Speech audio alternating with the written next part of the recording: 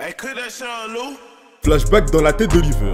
Lorsqu'il fut plus jeune, lui aussi était un attaquant prometteur. Complimenté pour sa carrure, certains lui disaient qu'il ferait un bon pivot et que jouer avec lui c'était comme gambader sur Elysion.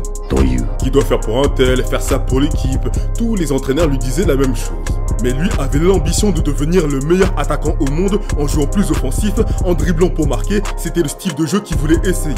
Jusqu'à qu'il y ait un gros poisson dans une petite mare qui lui dit non, le foot est un sport qui se joue en équipe, c'est pour ça qu'il faut un entraîneur qui fouette quiconque ne rentre pas dans le rang. Et Eiko comprit que tous les entraîneurs n'arrosent pas les germes qu'ils autorisent à pousser. Seuls les profils prévisibles ont le droit d'éclore pour au final constater que tous les fleurs sont identiques. Bref, un eugénisme qui ne dit pas son nom. Et Eiko n'y fait pas exception. Tout ça c'était trop tard pour éclore, pour au final il perd l'envie même de s'amuser en jouant au foot. Son coach lui rappelle tous les titres qu'il a raflés et que même s'il marque beaucoup moins, son avenir reste brillant, car il a le niveau pour passer pro. Oliver déchante à son avenir tout tracé. Kishta, mariage avec une présentatrice TV, ce n'est pas le genre de vie qu'il veut mener. Il pose la question à son Deschamps de Wish, peut-il devenir le meilleur attaquant au monde? Le désintéressé lui dit que oui bien sûr. Eiko quant à lui répond que non, car toute la confiance qu'il possédait autrefois s'est volatilisée, et ça depuis bien longtemps.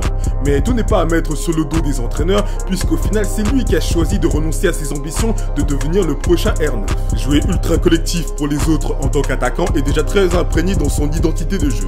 Mais vu que tout ça c'est fini et qu'il ne peut faire avec, il veut devenir le prochain Gabstar, mais en plus propre quand même.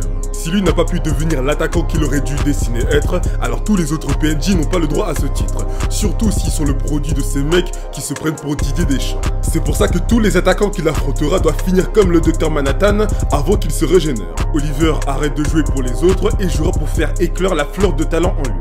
Mais si un jour un attaquant lutte pour éclore, il jure de l'accueillir et de lui tendre la main et lui crier « Éclos, éclos !» Ces bourgeons que sont la Eleven sont-ils les fleurs qui l'attendent? Grâce à Blue Lock, Oliver est plus que déterminé. Va dégager par Eiko et s'est repréparé. Cafouillage dans la surface, Rin face à Sendo, il cherche une solution. Le shérif analyse le terrain avec sa propre exception accrue. Cet enfoiré peut être le fils non déclaré de ce pédo de Xavier. Bref, ils se sont invincibles. Petit pont de Rin sur Sendo, Eiko qui arrive en renfort, ça temporise dans la zone. Izagi qui se démarque, Rin qui force sur sa gauche. C'est contre un passe longue direct pour un contrôle parfait de Sei. Duel musclé remporté par le fils non déclaré d'Oliver Kahn.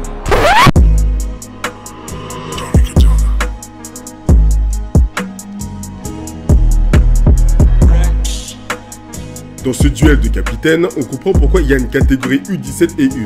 Car même si le talent permet d'humilier des vétérans, l'écart de poids de muscle fera toujours la différence à long terme. L'exemple de ce duel l'a parfaitement démontré. Il est même surprenant que ce soit venu aussi tard dans la partie, et qu'il y ait si peu de blessés.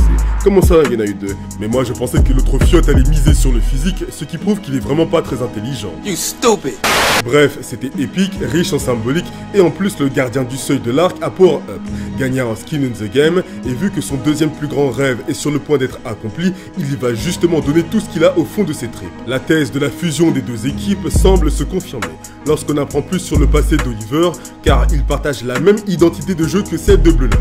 Comme pour le chapitre 128, je ne serais même pas étonné qu'Eiko monte en contre-attaque pour piquer l'occasion à Shido d'inscrire son triplé. Action qui affirmera l'intention à Ego de le prendre dans son programme Blue Lock et ainsi échapper à ses coachs gros poissons dans une petite mare, en sélection du mois.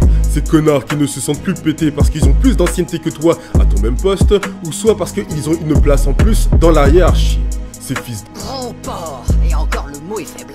Mais est-ce qu'un match nul convaincra Eiko d'aller à Blue Lock? Sa détermination à scalper tous ceux qui ne sont pas dignes à ses yeux d'être des attaquants le met en Saiyan 2. Donc je ne suis pas sûr qu'un match nul le satisfera. Un signe noir qui débarque et qui fout la merde dans un projet où les pistes froides n'ont pas leur place pousse déjà Ego ou l'auteur, peut-être à cause de la popularité de son manga, à garder des survivants dans Blue Lock, à changer ses plans pour au final étendre son 5 majeur à 23, à cause de l'autre immédéré que je ne présente pas. En tout cas, même si c'est pas moi qui décide, j'espère que c'est le dernier écart scénaristique que Monoiki nous réserve. Si bien sûr il y a cette fameuse fusion des deux équipes.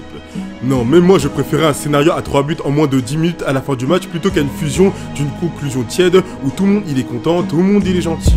Le sport de haut niveau c'est du drame et du sang sur ceux qui n'ont pas pu saisir l'opportunité de marquer plus que leur adversaire pour soulever le trophée ultime.